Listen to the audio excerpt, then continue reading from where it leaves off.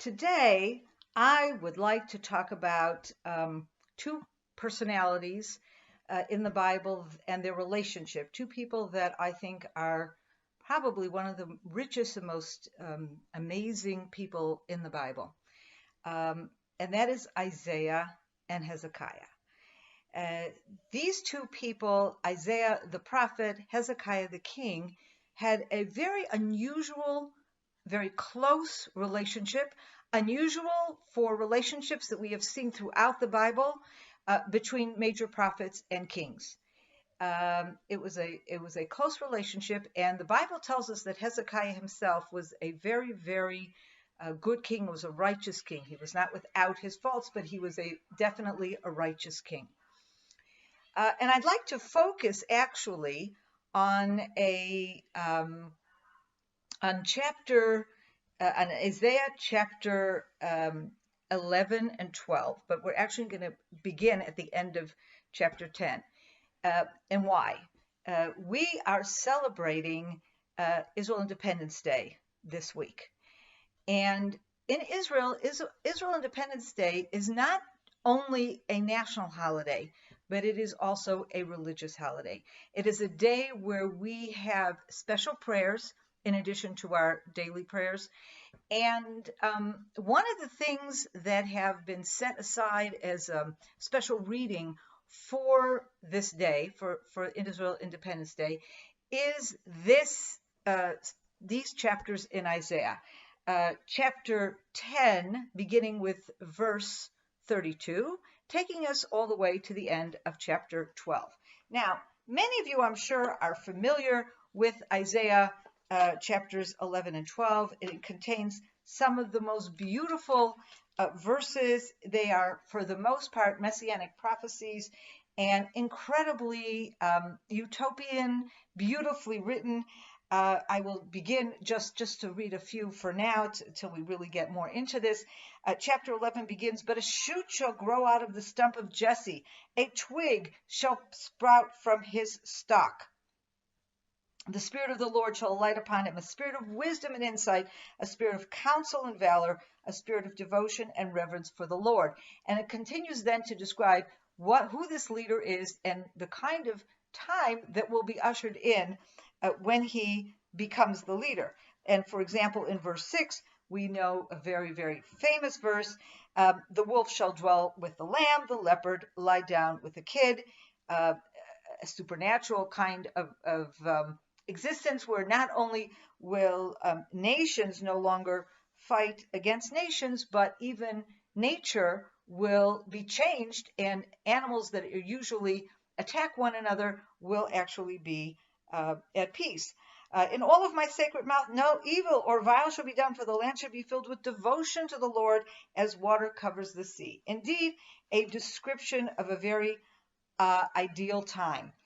And this, of course, it's very, very clear why chapters 11 and chapter 12 were established as readings for Israel Independence Day, because this is a day where we not only celebrate and thank God for the establishment of the state of Israel, but from a religious point of view, we see this as the beginning of the final redemption.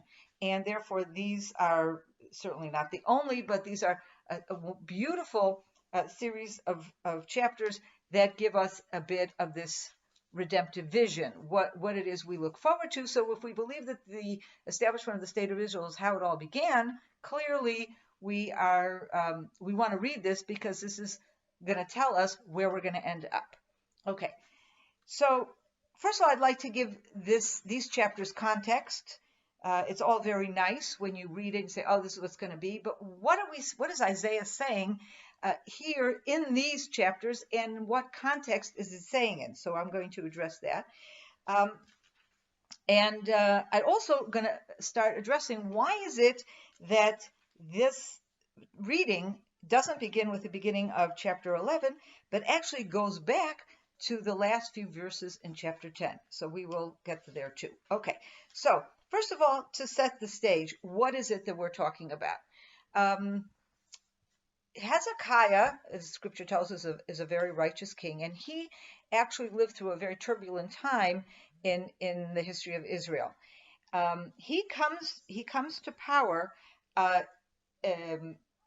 he comes to power before the exile and destruction of the northern kingdom by Assyria. But from the beginning, Assyria is already a huge empire that poses a major threat to both the northern kingdom and to Israel and Judea. In the 6th year of his reign, the northern kingdom is destroyed and exiled. And 8 years later, Assyria takes another shot and comes and attacks Jerusalem.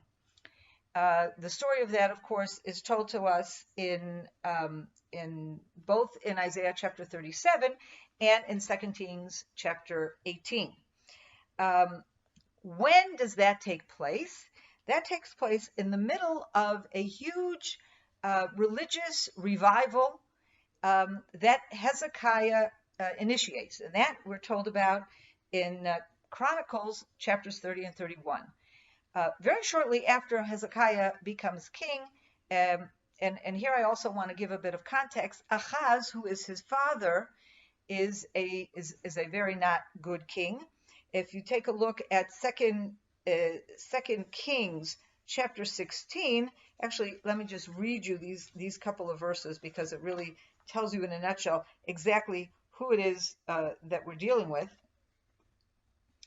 Ahaz was 20 years old when he became king, and he reigned 16 years in Jerusalem. He did not do what was pleasing to the Lord his God, as his ancestor David had done, but followed the ways of the kings of Israel. He even consigned his son to the fire in the abhorrent fashion of the nations which the Lord had dispossessed before the Israelites. In other words, Ahaz, not only is he following pagan worship, but he is committing one of the most heinous crimes within pagan worship, in that he is actually practicing child sacrifice. So he is a really, really nasty guy.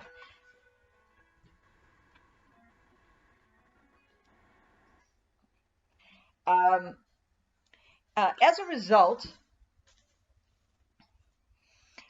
picture now Isaiah. We know from the very beginning of Isaiah that Isaiah is a prophet. By the time he gets to Hezekiah, Isaiah has already been a prophet in the reign of 3 other kings. Ahaz is the first kings, Uzziah and Yotam, both of whom are basically righteous kings. Then we get to Ahaz, and then we have Hezekiah, who is Ahaz's son.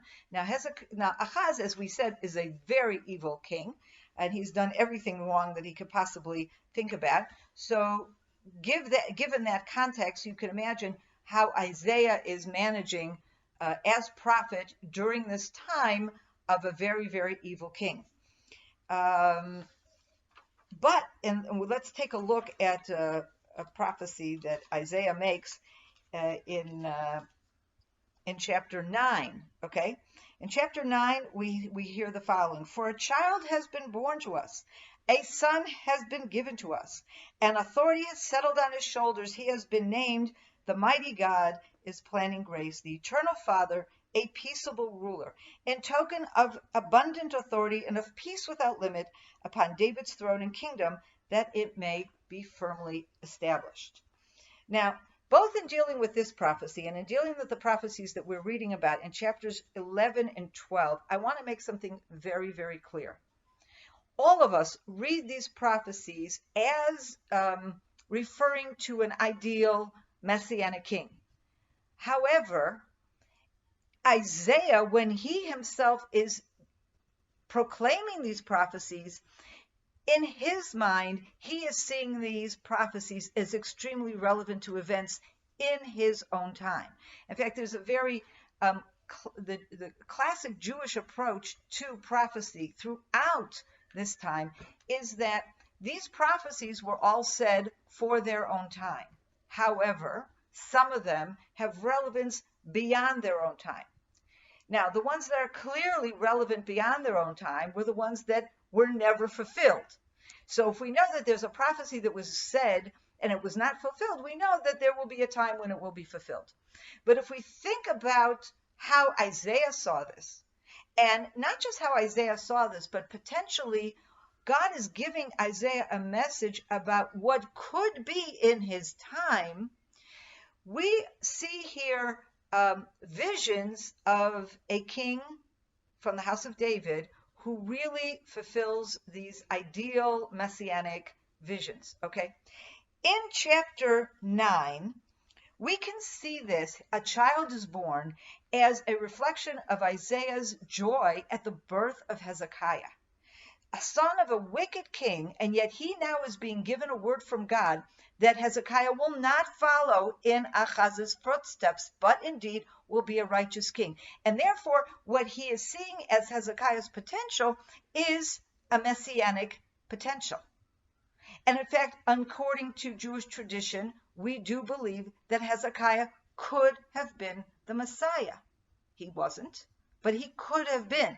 He had that potential. And we're seeing that in these verses in chapter 9.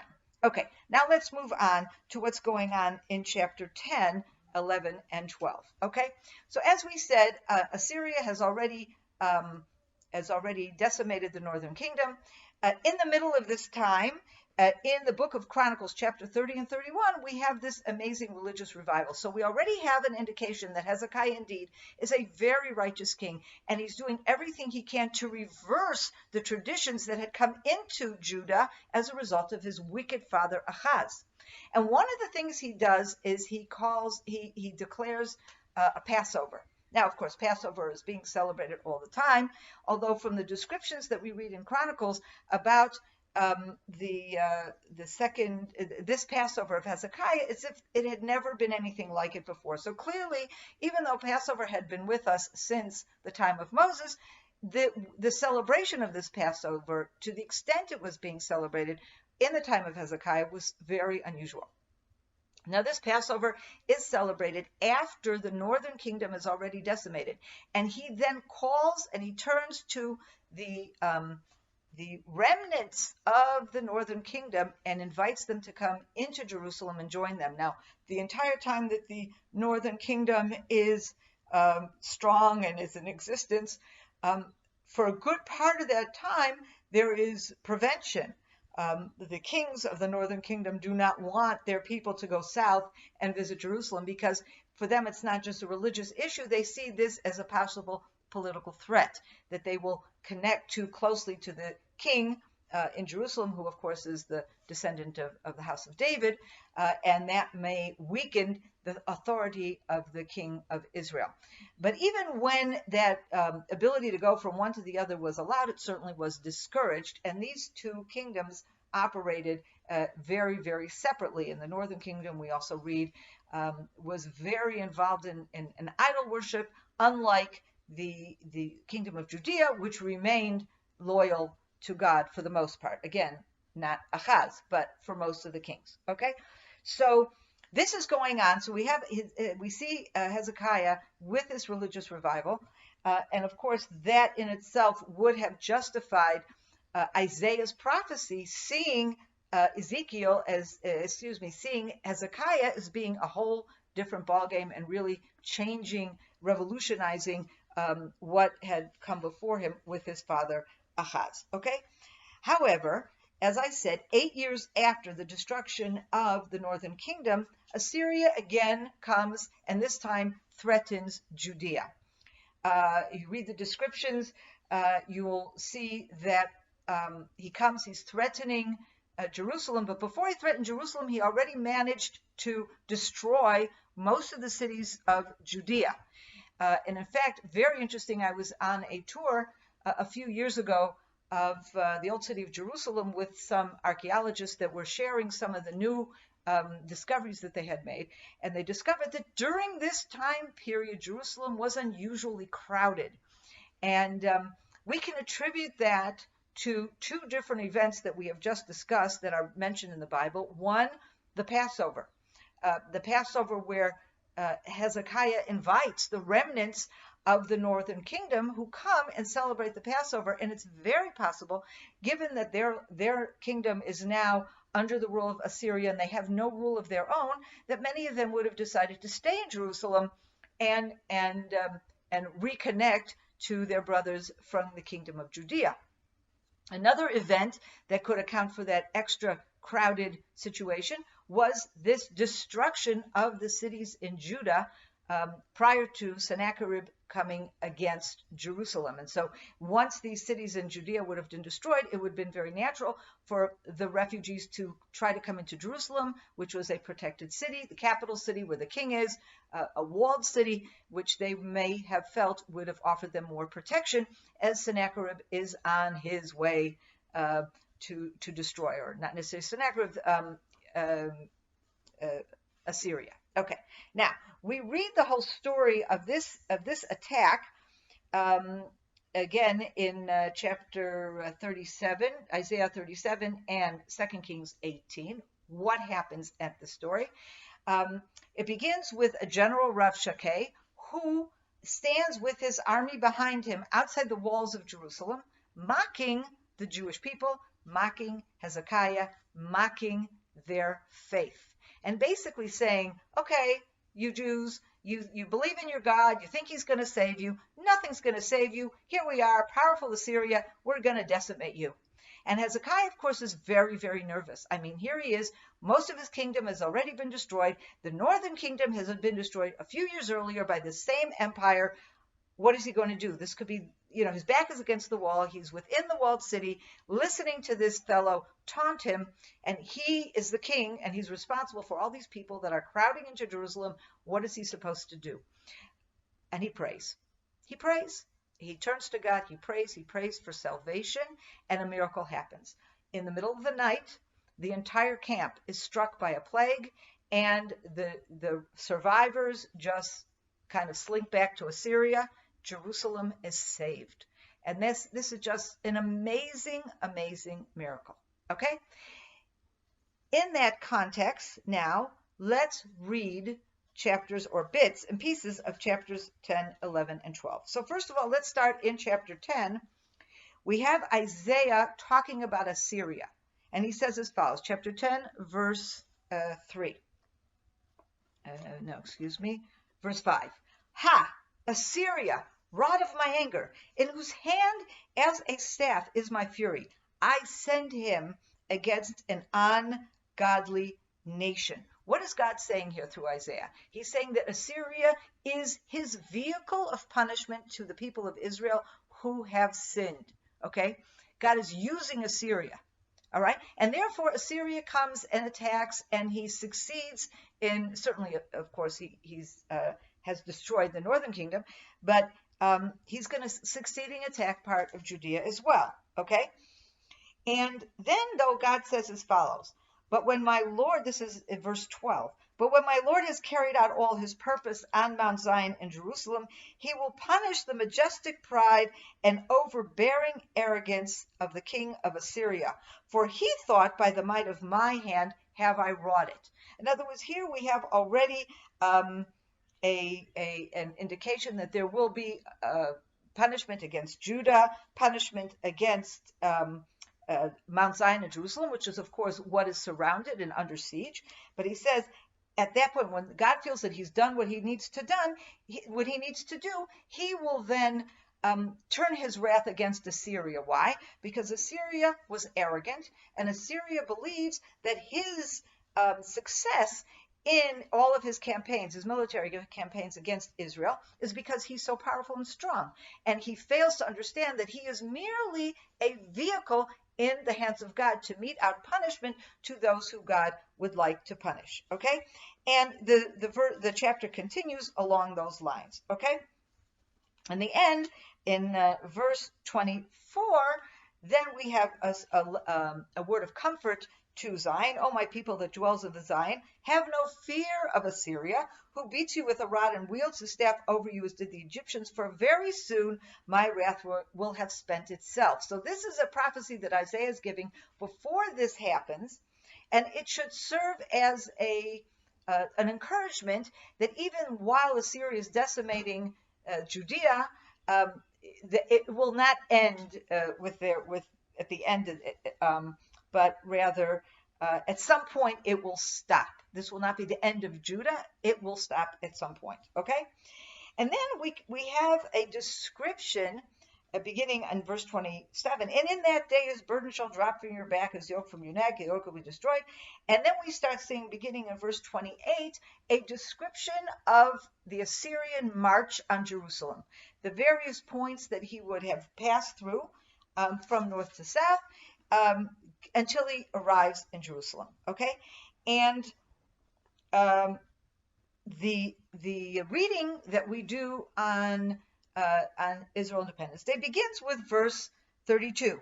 This same day at Nov, he shall stand and wave his hand, O Mount of fair Zion, O hill of Jerusalem.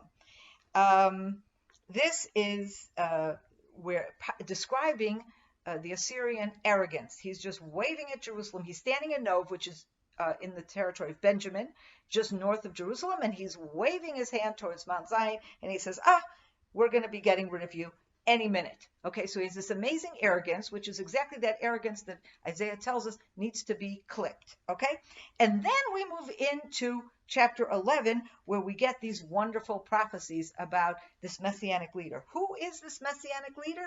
Hezekiah. Isaiah understands that just as Assyria is about to reach Jerusalem, Israel will be saved, Jerusalem will be saved, and the leader who is the leader of that time is this shoot who has grown out of the stump of Jesse, and as a result of this amazing miracle, he will be able to nurture and bring Judah into this amazing Messianic age. Okay? But it doesn't happen. What happened? Okay? So a few things. First of all, if you read in Isaiah 37 and in 2 Kings chapter 18, and you go to the end of the story, at the end of the story where there's this amazing miracle, first of all, before that, you have Hezekiah very, very worried, and he prays and all this, and then they're saved miraculously by this plague that attacks the Assyrian army. And then what happens? What happens after that? Nothing. There isn't a holiday. There isn't a big, picture the children of Israel being saved after the exodus from Egypt, the song of Moses. Then Moses shall sing, and the most beautiful poetry. When David is saved from Saul, we have a beautiful song. When Deborah and Barak are saved, and all of Israel is saved from Sisera and Yavin, a beautiful song of praise. Hezekiah and the people of Judah are saved from absolute annihilation. Nothing. No more turning to God, no song, no praise. It's not there. So that's our first hint. And actually, Jewish tradition, and this is recorded in the Talmud, say as follows.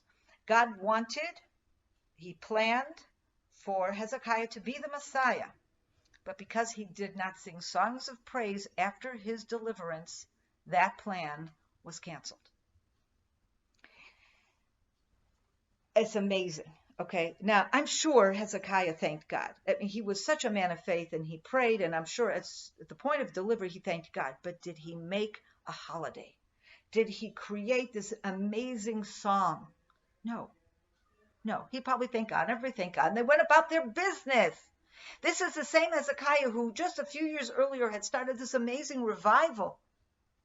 After this story, we hear no more. Yes, Judah has been destroyed. They're a big, big problem, but they've been rescued. They are still the independent kingdom of Judah. Assyria has been defeated, and Assyria will never again threaten Israel.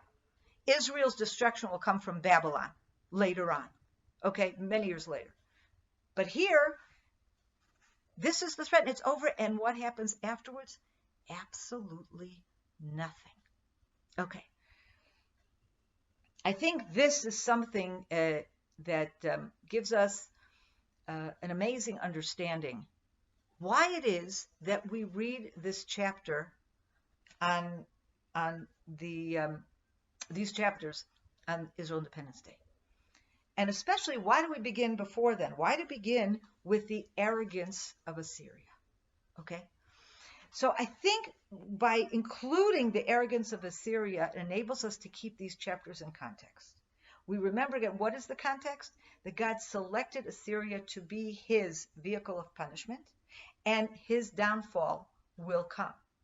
And after this downfall, we have this amazing opportunity. It reminds us of the context of these messianic verses. And that context is extremely important to us today.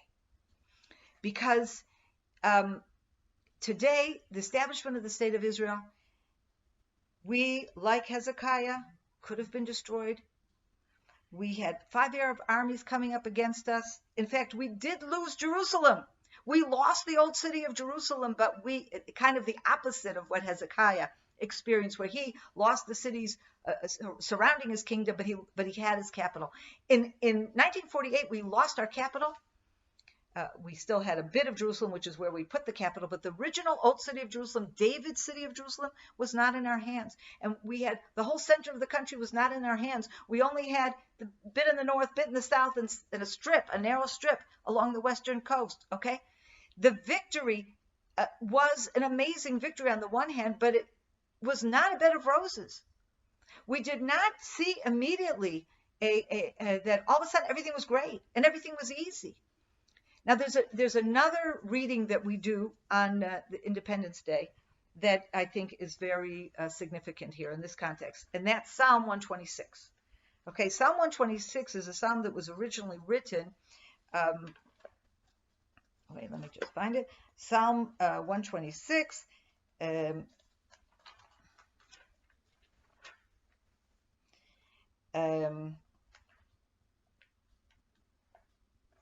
When the Lord restores the fortunes of Zion.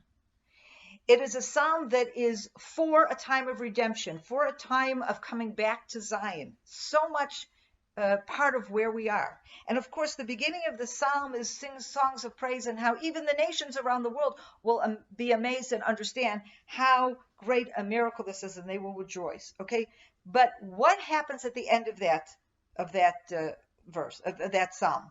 Okay. They who sow in tears shall reap with songs of joy. Though he goes along weeping, carrying the seed bag, he shall come back with songs of joy, carrying his sheaves. And I will suggest that these last verses suggest something that I think we can take with us for this entire lesson. Just because you have a salvation, just because you've returned to Zion, doesn't mean sorrow is over. It is the beginning of the redemption, but there's a long way until you get to the end of it. You may have to sow in tears before you reap with joy. And this is exactly the message, I believe, that both these verses, these chapters in Isaiah and this psalm is telling us. The victory was the beginning of the redemption, but the beginning of the redemption. And in order to take us from the beginning of the redemption to the end of the redemption, to end up where we indeed have this amazing messianic time with a messianic leader who fulfills the prophecies as we read in chapters 11 and 12 and other chapters, we have to work hard. We have to sow with tears. We have to also realize that this is an opportunity for us that we dare not mess up. What happens after this amazing salvation of Hezekiah in Jerusalem? It's all over. We don't hear any further about the continuation of the revival. We don't have any further about strengthening, reaching out to Israel, expanding. With that Passover, he reaches out to the northern kingdom and brings people in. What could have been developed with that? What could have happened?